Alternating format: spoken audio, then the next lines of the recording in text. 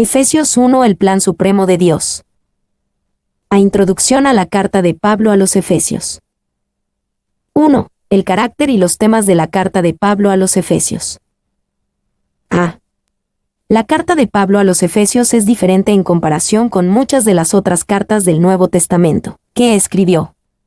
Como Romanos, Efesios no se escribió tanto para abordar problemas de una iglesia en particular. Más aún, fue escrita para explicar algunos de los grandes temas y doctrinas del cristianismo. Y los temas elevados de Efesios la hacen muy elogiada y apreciada por los comentaristas. Efesios ha sido llamada la reina de las epístolas, la quinta esencia del paulinismo, la composición más divina del hombre, e incluso el Waterloo de los comentaristas. Algunos dicen que Efesios se lee como un comentario sobre las cartas paulinas, y probablemente ha sido mejor llamada la corona del paulinismo. Bros. 2. Resume en gran medida los temas principales de los escritos paulinos. Pero hace más que eso, lleva el pensamiento de las cartas anteriores a una nueva etapa. Bros. 3. Entre las epístolas que llevan el nombre de San Pablo no hay ninguna más grande que esta, ni ninguna con un carácter más enteramente propio. Hay una peculiar y sostenida altivez en su enseñanza que ha impresionado profundamente a las mentes más grandes, y ha ganado por ello el título de la Epístola de la Ascensión. Salmen. 4. La epístola a los Efesios es un cuerpo de divinidad completo. En el primer capítulo tienes las doctrinas del Evangelio, en el siguiente tienes la experiencia de los cristianos, y antes de que termine la epístola, tienes los preceptos de la fe cristiana. Quien quiera ver el cristianismo en un tratado, que lea, marque, aprenda y digiera interiormente la epístola a los Efesios. Spurgeon. B. Si la carta a los romanos se enfoca más en la obra de Dios en el cristiano individual, Efesios incluye los grandes temas de la obra de Dios en la iglesia, la comunidad de creyentes. Y Karl Marx escribió sobre un nuevo hombre y una nueva sociedad, pero veía al hombre y la sociedad en términos casi puramente económicos y solo ofreció respuestas económicas. En su carta a los Efesios, Pablo también vio al nuevo hombre y a una nueva sociedad, pero lo vio todo logrado por la obra de Jesús. Efesios tiene muchas similitudes con la carta de Pablo a los Colosenses. Dado que Pablo escribió ambas desde su encarcelamiento en Roma, su mente pudo haber trabajado en los mismos temas cuando escribió cada carta.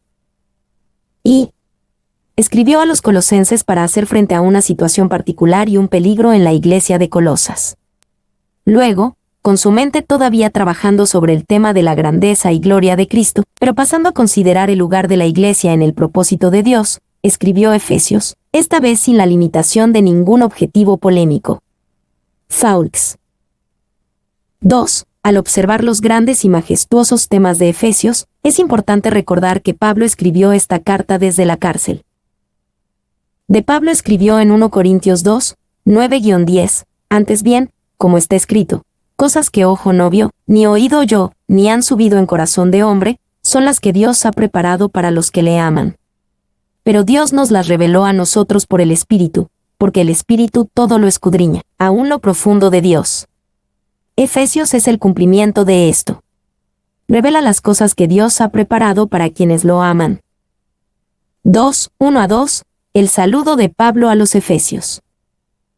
Pablo, apóstol de Jesucristo por la voluntad de Dios, a los santos y fieles en Cristo Jesús que están en Efeso. Gracia y paz a vosotros, de Dios nuestro Padre y del Señor Jesucristo. A. Pablo, apóstol de Jesucristo. El comienzo de la carta es breve, sin los saludos más detallados de Pablo que a menudo se encuentran en sus otras cartas. B. A los santos, que están en Efeso. En algunos manuscritos antiguos hay un espacio en blanco en lugar de las palabras en Efeso. Basados en parte en esto, algunos creen que esta carta fue en realidad una carta circular escrita no a una sola congregación, sino que estaba destinada a ser transmitida a muchas congregaciones diferentes en diferentes ciudades. Y no hay duda de que esta carta estaba destinada a Efeso, y Efeso era una ciudad importante para Pablo. Aquí estaba su bien conocido Efeso. Allí, por espacio de 3 años completos, una duración única de trabajo estacionario para él, había vivido y trabajado, no solo como un misionero apostólico, sino como un pastor apostólico. Aquí había dado ese paso crítico y trascendental, la separación de los discípulos de la sinagoga a un lugar distinto de enseñanza y sin duda de culto, la escuela de Tirano, la sala de conferencias, podemos suponer, de un profesor amistoso en lo que podríamos llamar la Universidad de Efeso. Aquí había trabajado, observado y llorado, tanto por la comunidad como por las personas. Mol.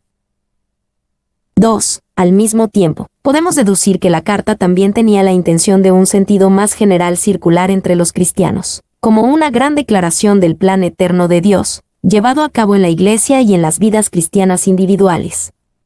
Si hay un espacio en blanco en un manuscrito donde otros leen en Efeso, es ciertamente porque debemos poner nuestra ciudad en ese espacio en blanco. Sé gracia y paz a vosotros, de Dios nuestro Padre. Este saludo es típico de Pablo. El apóstol conocía el lugar esencial de la gracia y la paz de Dios en la vida del creyente, y sabía que recibir la gracia de Dios es antes de caminar en paz con Él. D. La obra del Dios Trino a favor del creyente. En el griego antiguo, el idioma en el que Pablo escribió originalmente, Efesios 1:3 al 1:14 forman una oración larga. Así como una ópera tiene una obertura, que establece el tono para todas las melodías que seguirán, Efesios 1:3-14 establece el tono para el resto de Efesios. 1:3-6, la obra de Dios el Padre. Bendito sea el Dios y Padre de nuestro Señor Jesucristo, que nos bendijo con toda bendición espiritual en los lugares celestiales en Cristo, según nos escogió en Él antes de la fundación del mundo, para que fuésemos santos y sin mancha delante de Él en amor, habiéndonos predestinado para ser adoptados hijos suyos por medio de Jesucristo, según el puro afecto de su voluntad, para alabanza de la gloria de su gracia, con la cual nos hizo aceptos en el amado. Bendito sea el Dios y Padre de nuestro Señor Jesucristo. Pablo pidió una bendición sobre el Padre, en el sentido de reconocer su gloria, honra y bondad, porque el Padre ya ha bendecido al creyente con toda bendición espiritual, que nos bendijo con toda bendición espiritual. Y Moll escribió que la idea detrás de bendito es, alabado con amor adorador. B. Que nos bendijo, esta bendición es nuestra. Los recursos de Dios están ahí para nosotros siempre. Esto habla de una actitud de certeza y seguridad. Y no estamos sentados aquí y gimiendo y llorando, inquietándonos y preocupándonos y cuestionando nuestra propia salvación. Nos ha bendecido, y por eso lo bendeciremos. Si piensas poco en lo que Dios ha hecho por ti, harás muy poco por Él. Pero si tienes una gran noción de su gran misericordia para contigo, estarás muy agradecido con tu misericordioso Dios. Spurgeon. 2. Él nos incluye tanto a judíos como a gentiles en la iglesia de Efeso y más allá. Era importante señalar que estas bendiciones son tanto para los creyentes judíos como para los gentiles. Los judíos del primer siglo tenían un fuerte sentido de ser bendecidos, llamados y predestinados. Pablo mostró que estas cosas ahora se les dan a los cristianos, sean judíos o gentiles. C. Con toda bendición espiritual en los lugares celestiales en Cristo. Esto describe tanto el tipo de bendiciones como la ubicación de esas bendiciones. Estas son bendiciones de tipo espiritual, que son mucho mejores que las bendiciones materiales. Estas bendiciones son nuestras en los lugares celestiales en Cristo, son más sublimes, mejores y más seguras que las bendiciones terrenales. Y debemos dar gracias a Dios por todas las bendiciones temporales, son más de lo que merecemos. Pero nuestro agradecimiento debe ir a Dios en truenos de aleluyas por bendiciones espirituales. Un corazón nuevo es mejor que un abrigo nuevo. Alimentarse de Cristo es mejor que tener el mejor alimento terrenal. Ser heredero de Dios es mejor que ser heredero del mayor noble. Tener a Dios como nuestra porción es bendición, infinitamente más bendición que poseer amplios acres de tierra. Dios nos ha bendecido con bendiciones espirituales. Estas son las más raras, ricas y duraderas de todas las bendiciones, tienen un valor incalculable. Spurgeon. 2. Si no apreciamos las bendiciones espirituales, vivimos al nivel de los animales. Los animales viven solo para comer, dormir, entretenerse y reproducirse. Estamos hechos a imagen de Dios y Él tiene algo mucho más elevado para nosotros, pero muchos eligen vivir al nivel de los animales. Dios quiere que conozcamos toda bendición espiritual en los lugares celestiales en Cristo. 3. También notamos que esto incluye toda bendición espiritual. Esto significa que cada bendición que recibimos, la recibimos en Cristo. Esto significa que Dios quiere bendecirnos con toda bendición disponible para nosotros. D. Según nos escogió en Él, nuestra posesión de toda bendición espiritual es tan segura como que fuimos elegidos por Él y elegidos antes de la fundación del mundo. Y no nos atrevemos a menospreciar lo que Pablo escribe aquí. Los creyentes son elegidos por Dios, y son elegidos antes de que hayan hecho algo o hayan sido algo para Dios. La gran luz de esta verdad arroja algunas sombras, es decir, al intentar reconciliar la responsabilidad humana con la soberanía divina. Sin embargo, el propósito de la luz no es proyectar sombras, sino guiar nuestros pasos. La luz de la selección de Dios nos da seguridad de la permanencia de su plan y su amor hacia nosotros. 2. Las razones de la elección de Dios no son caprichosas ni aleatorias. Aunque están más allá de que las podamos entender, sabemos que son del todo sabias y buenas, pero las razones están todas en Él, no en nosotros. Su elección es según el puro afecto de su voluntad. Efesios 1:5. 3. Somos escogidos en Él. Porque si somos escogidos en Cristo, es fuera de nosotros. No es porque lo merecemos, sino porque nuestro Padre Celestial nos ha injertado, mediante la bendición de la adopción, en el cuerpo de Cristo. En resumen, el nombre de Cristo excluye todo mérito y todo lo que los hombres tienen de sí mismos. Calvin. Para que fuésemos santos y sin mancha delante de Él en amor, somos escogidos no solo para la salvación, sino también para la santidad. Cualquier comprensión de la elección soberana de Dios que disminuya nuestra responsabilidad personal por la santidad personal y la santificación, se queda corta de todo el consejo de Dios. Y las palabras, santos y sin mancha, son una metáfora tomada de los sacrificios sin mancha y perfectos que la ley requería que el pueblo llevara al altar de Dios. Clarke. 2. No podemos olvidar las palabras en amor. La santidad y la inocencia no son nada sin amor.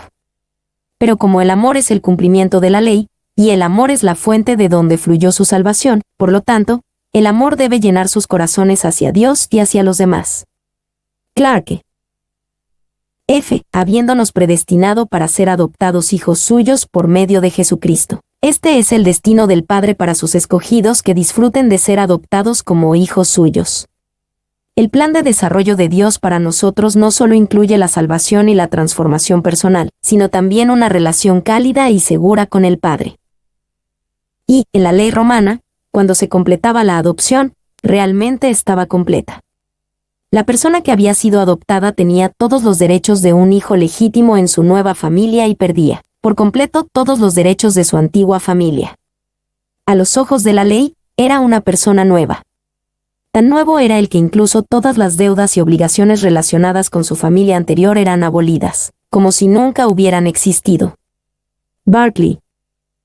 2. Gaebelein lleva el pensamiento aún más lejos. Los creyentes en el Señor Jesucristo no son adoptados en la familia de Dios, nacen en la familia. El griego tiene una sola descripción: posición de hijo. Estamos en la posición de hijos. 3. Esta alta posición en la familia de Dios nos da algo en Jesús que Adán nunca tuvo.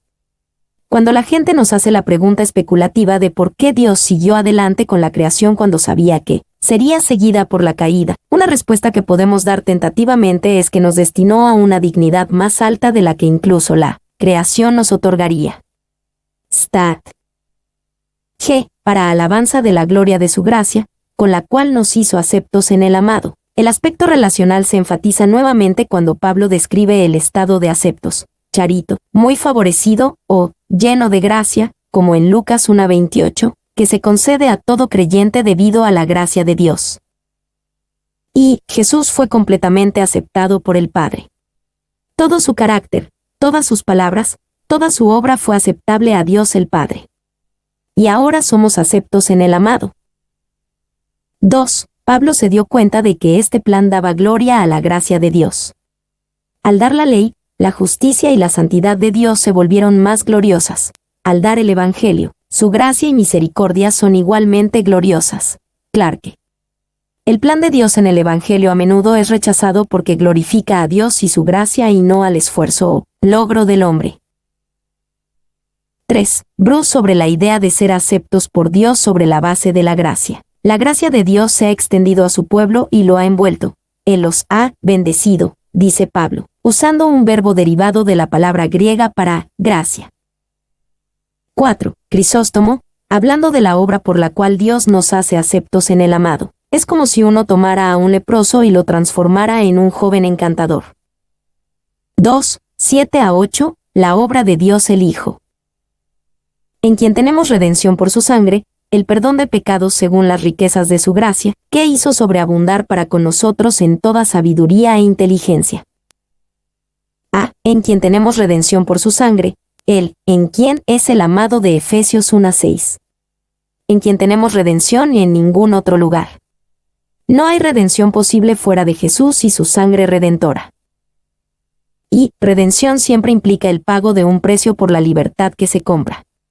Utiliza la palabra griega lotro, que significa liberar al recibir un rescate, yevlein. Aquí el precio es su sangre, mostrando que la bendición del Padre y del Hijo no solo proviene de un decreto divino, sino que también proviene de su justicia y santidad. No puede bendecir en oposición a su justicia y santidad. 2. Jesús no nos redime por su vida sin pecado o su ejemplo moral, sino solo por su muerte en nuestro lugar por su sangre. Observa, no es redención por su poder, es por su sangre. No es redención por su amor, es por su sangre. Spurgeon. 3. No debemos tener una visión supersticiosa o mística de la sangre. No fue la sangre física de Jesús lo que salvó a nadie, sino su pago real y total por los pecados del hombre en toda su persona en la cruz. Esto es lo que quiere decir el Nuevo Testamento cuando habla de la sangre. B. Según las riquezas de su gracia. La redención y el perdón que se nos ha dado viene según la medida de las riquezas de su gracia. No es una redención o un perdón pequeño, ganado por Jesús en la cruz. Es inmenso. C. ¿Qué hizo sobreabundar para con nosotros en toda sabiduría e inteligencia? Muchos piensan que no es sabio por parte de Dios prodigar tal redención y perdón a los pecadores culpables. Pero fue en toda sabiduría y prudencia que nos dio esto. 3. 9-12. El misterio de su voluntad. Dándonos a conocer el misterio de su voluntad, según su beneplácito, el cual se había propuesto en sí mismo, de reunir todas las cosas en Cristo, en la dispensación del cumplimiento de los tiempos, así las que están en los cielos, como las que están en la tierra. En él asimismo tuvimos herencia, habiendo sido predestinados conforme al propósito del que hace todas las cosas según el designio de su voluntad, a fin de que seamos para alabanza de su gloria, nosotros los que primeramente esperábamos en Cristo. Dándonos a conocer el misterio de su voluntad. Parte de lo que nos pertenece bajo las riquezas de su gracia es el conocimiento del misterio de su voluntad, el gran plan y propósito de Dios que una vez estuvo oculto pero ahora se nos revela en Jesús. A través del apóstol Pablo, Dios nos llamó a considerar la grandeza del gran plan de Dios para las edades y nuestro lugar en ese plan. Y, en el sentido del Nuevo Testamento, un misterio es algo que está oculto para los paganos pero claro para el cristiano. Barclay. 2. La idea detrás de la palabra dispensación también refleja un plan o una estrategia. El plan que el dueño de una familia, o su mayordomo, ha establecido para la gestión de la familia, significa, también, un plan para la gestión de cualquier tipo de negocio. Clarke.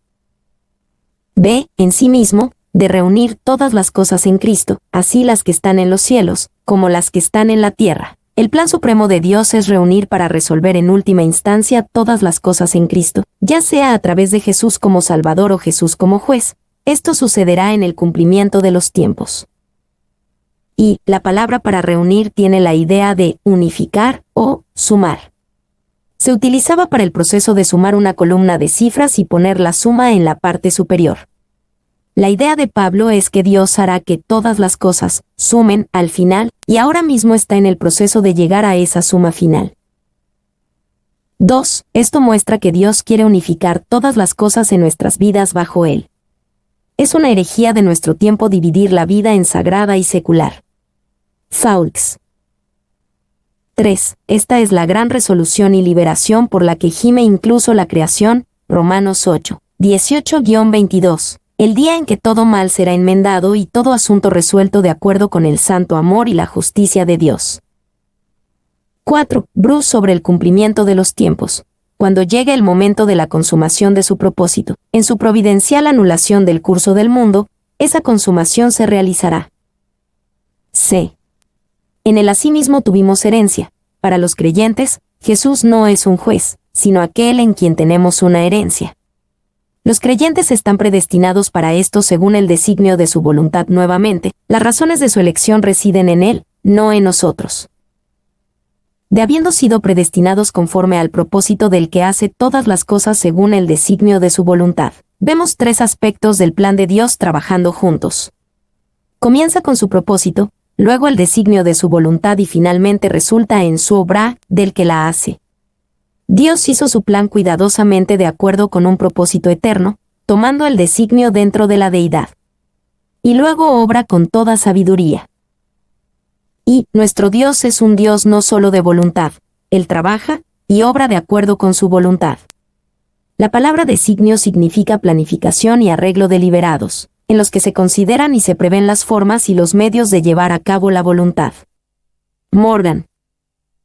2. Según el designio de su voluntad, Dios hace todo por designio, y siempre tiene razón de su voluntad, que aunque no veamos por el presente, lo veremos en el último día. Mientras tanto, sométete. A fin de que seamos para alabanza de su gloria, nosotros los que primeramente esperábamos en Cristo. El propósito de Dios en todo esto es que aquellos que han confiado en Cristo existan para alabanza de su gloria. La meta del plan supremo de Dios es glorificarlo. Nosotros los que primeramente esperábamos en Cristo, esto habla de los creyentes judíos. Las palabras también vosotros en Efesios 1:13 hablan de los creyentes gentiles. El gran plan de Dios tiene un lugar tanto para judíos como para gentiles, y los une a ambos en Jesús. 4. 13-14, la obra del Espíritu Santo. En él también vosotros, habiendo oído la palabra de verdad, el evangelio de vuestra salvación, y habiendo creído en él, fuisteis sellados con el Espíritu Santo de la promesa, que es las arras de nuestra herencia hasta la redención de la posesión adquirida, para alabanza de su gloria. En él también vosotros, habiendo oído la palabra de verdad, la elección soberana de Dios obra, pero no excluye la cooperación humana. Estos que fueron elegidos de manera tan soberana también fueron los que confiaron, oyeron la palabra de verdad y creyeron. Fuisteis sellados con el Espíritu Santo de la promesa. También es esencial en la obra de Dios la obra selladora del Espíritu Santo. Su presencia en nuestras vidas actúa como un sello que indica propiedad y que es las arras de nuestra herencia. Y, por tanto, el sello es el Espíritu Santo mismo, y su presencia en el creyente denota propiedad y seguridad. El sellado con el Espíritu no es un sentimiento emocional ni una misteriosa experiencia interna. Guy Blaine. 2. La palabra arras, pago inicial, se usa solo en el Nuevo Testamento para el Espíritu Santo. Él es nuestro único anticipo de la gloria venidera, no se proporciona ni se necesita nada más. Si habiendo creído en él, fuisteis sellados, el sellado no se produce antes de que creamos, y los que exigen alguna garantía de Dios antes de creer, tratan a Dios como si no se pudiera confiar en su palabra. Y, para sellar se necesita la cera blanda, la huella del rostro amado, la presión constante. Ojalá el Espíritu imprima el rostro de nuestro amado Señor en nuestros corazones ablandados, para que lo conserven para siempre. Meyer. Hasta la redención de la posesión adquirida, tenemos estas arras hasta que seamos comprados por completo, por Dios a través de la resurrección y la glorificación nuevamente, todo para la alabanza de su gloria. Pablo ora a la luz del plan final de Dios y la obra del Dios Trino. 1. 15-16, declaración de oración y declaración de acción de gracias de Pablo. Por esta causa también yo, habiendo oído de vuestra fe en el Señor Jesús, y de vuestro amor para con todos los santos, no ceso de dar gracias por vosotros, haciendo memoria de vosotros en mis oraciones.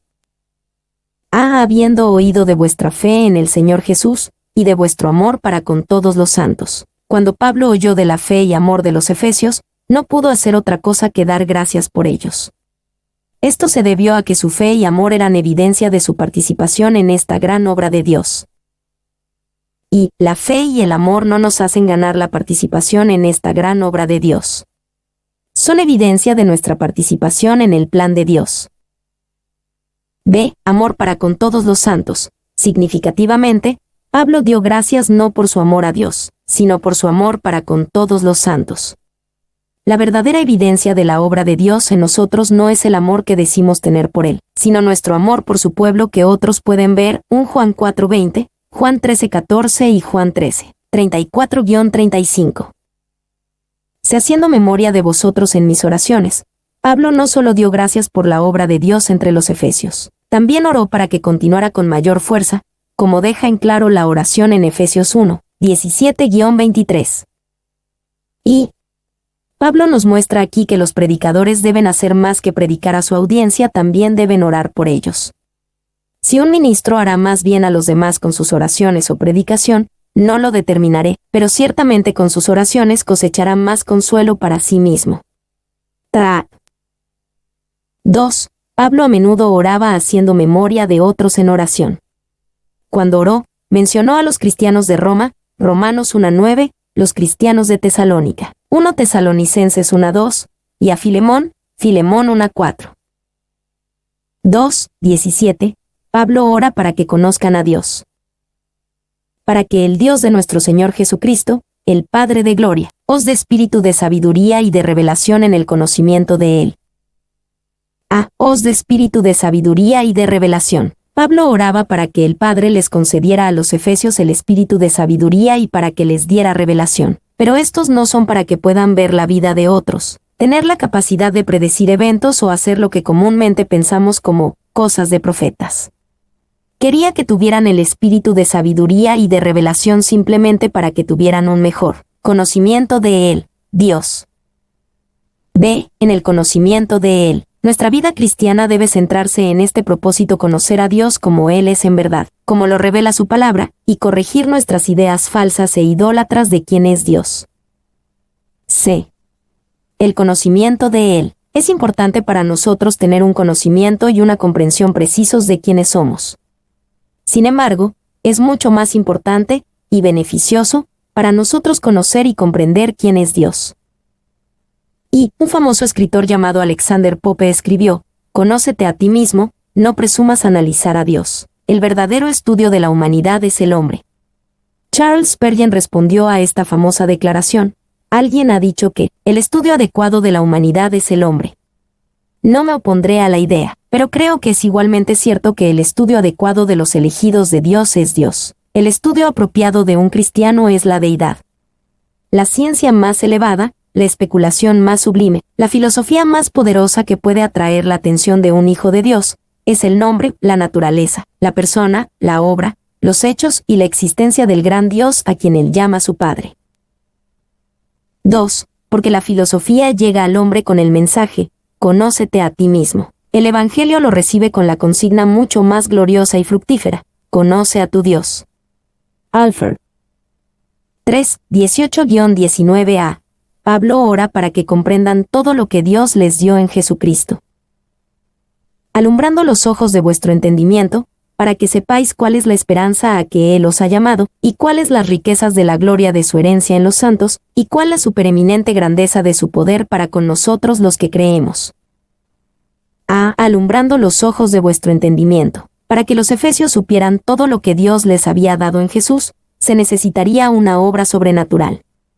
Requeriría que los ojos de vuestro entendimiento fueran alumbrados por Dios. Y Pablo usó una gran expresión cuando habla de los ojos de vuestro entendimiento. Corazón es más literal que entendimiento. Demasiados corazones cristianos no tienen ojos, lugares donde obtienen conocimiento y comprensión reales. Y demasiados ojos cristianos no tienen corazón. Dios quiere que ambos se combinen en nosotros. 2. La palabra corazón en las Escrituras significa el núcleo mismo y el centro de la vida, donde la inteligencia tiene su puesto de observación, donde se almacenan las reservas de experiencia y los pensamientos tienen su fuente. Alford. B. ¿Cuál es la esperanza a que Él os ha llamado? Pablo quería que ellos supieran esto.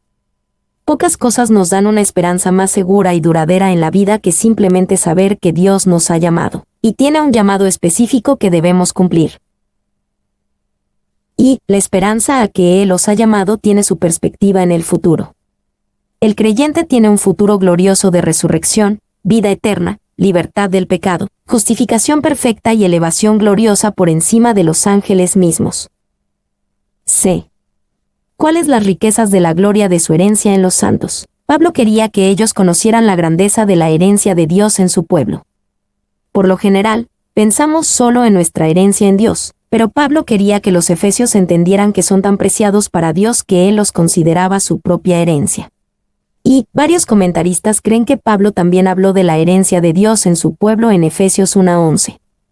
Pero esa es ciertamente su idea aquí, con Pablo probablemente extrayendo su idea de Deuteronomio 32, 8-9, cuando el Altísimo hizo heredar a las naciones, cuando hizo dividir a los hijos de los hombres, estableció los límites de los pueblos según el número de los hijos de Israel. Porque la porción de Jehová es su pueblo, Jacob la heredad que le tocó. 2. Conociendo nuestra pobreza espiritual, nos preguntamos cómo Dios puede encontrar herencia alguna en los santos. Sin embargo, Dios puede hacer riquezas de hombres y mujeres pobres porque invierte mucho en ellos. Ha invertido riquezas de amor, riquezas de sabiduría, riquezas de sufrimiento, riquezas de gloria. Estas cosas se acumulan para una rica herencia en los santos. D. La supereminente grandeza de su poder para con nosotros los que creemos. Pablo quería que supieran cuán grande es el poder de Dios para con nosotros los que creemos. Los cristianos deben saber que sirven y aman a un Dios de poder viviente que muestra su fuerza a favor de su pueblo. Y muchos cristianos no conocen este poder o solo lo conocen desde la distancia. Dios quiere que la vida de resurrección sea real en la vida del creyente. El mismo poder que resucitó a Cristo está esperando para resucitar al borracho de su embriaguez, para resucitar al ladrón de su deshonestidad, para resucitar al fariseo de su justicia propia, para resucitar al saduceo de su incredulidad. Spurgeon. 2. Esto termina la parte de petición de la oración de Pablo. La siguiente sección explica más sobre este gran poder y lo que hizo. Pablo pidió estas cosas porque era importante pedirlas. Podríamos decir que la oración de Efesios 1, 17-19 es esencialmente una solicitud de que las promesas de Efesios 1, 3-14 se encuentren como reales en la vida de los cristianos de Efeso. 3. De la misma manera, sus oraciones por el crecimiento espiritual y la iluminación de los demás son importantes. Si Pablo creía que era importante orar estas cosas por los cristianos de Efeso, es importante que las oremos por los demás y por nosotros mismos.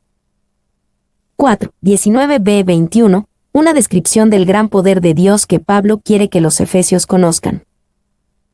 Según la operación del poder de su fuerza, la cual operó en Cristo, resucitándole de los muertos y sentándole a su diestra en los lugares celestiales, sobre todo principado y autoridad y poder y señorío, y sobre todo nombre que se nombra, no solo en este siglo, sino también en el venidero. A. Según la operación del poder de su fuerza. El poder que obra en nosotros es el poder de su fuerza que resucitó a Jesús de los muertos. Con este poder de su fuerza disponible para nosotros, nunca necesita haber una escasez de poder en la vida cristiana. Y, si la muerte de Cristo es la demostración suprema del amor de Dios, la resurrección de Cristo es la demostración suprema de su poder. Bros. B. Sentándole a su diestra, es el poder de su fuerza el que levantó a Jesús al cielo después de su resurrección, elevándolo por encima de todos los enemigos demoníacos y de todos los enemigos potenciales de todos los tiempos. Este mismo poder está en acción en los cristianos. Y la diestra es el lugar de amistad, honor, confianza y autoridad. Clarke. C. Sobre todo principado y autoridad y poder y señorío, de otros pasajes de Efesios. Efesios 3:16-12, sabemos que esto se refiere a seres angelicales, tanto leales como letales. No entendemos completamente los rangos del reino angelical, pero sabemos que Jesús se eleva por encima de ellos. Sabemos que el Rey está por encima de todos, aunque no podemos nombrar a todos los oficiales de su corte. Por eso sabemos que Cristo está por encima de todos, aunque no podemos nombrar a todos sus súbditos. Alfred. Y piense en la paradoja. El apóstol está hablando de un personaje de la historia reciente, casi contemporánea. Él había trabajado con sus manos, él había caminado de un lugar a otro como otros hombres, y el hombre sin duda podría describir con precisión su apariencia y modales cuando él hablaba. Él ahora está, sentado a la diestra del Dios Todopoderoso, en su mismo trono. Mul 5, 22 a 23, donde ha colocado a Jesús este gran poder. Y sometió todas las cosas bajo sus pies, y lo dio por cabeza sobre todas las cosas a la Iglesia, la cual es su cuerpo, la plenitud de aquel que todo lo llena en todo. Y sometió todas las cosas bajo sus pies. Este gran poder de resurrección colocó a Jesús por encima de todas las cosas. Ahora todas las cosas están bajo sus pies. Puso a Jesús como la cabeza sobre todas las cosas, incluida la Iglesia. Y dice que Cristo en su exaltación sobre el universo es un regalo de Dios a la Iglesia. Good. B. La Iglesia, la cual es su cuerpo. Si Jesús es la cabeza, entonces la comunidad de cristianos forman su cuerpo. La idea de la plenitud de aquel aquí probablemente esté relacionada con la manera en que Jesús llena a su Iglesia, con su presencia y bendiciones. Y sí, esto se da aquí como la gloria final del Cristo infinitamente exaltado. Los ángeles y los arcángeles están sujetos a Él. Pero los hombres creyentes son unidos a Él, con una unión tal, que Él y ellos, por este mismo mensajero suyo, son llamados en otra parte, 1 Corintios 12:12, un solo, Cristo, 1 Corintios 12:12.